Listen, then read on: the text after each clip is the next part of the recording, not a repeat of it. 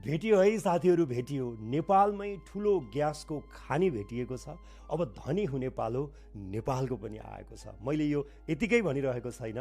केही दिन अगाडि दैलेखको जलजले भन्ने ठाउँमा सिङ्गो नेपाललाई नै 50 वर्षलाई पुग्न सक्ने मिथेन ग्यासको ठुलो खानी भेटिएको छ। करिब 4013 मिटरको गहिराईमा चाहिँ अन्तिम हामीले ड्रिलिङ गर्यौँ।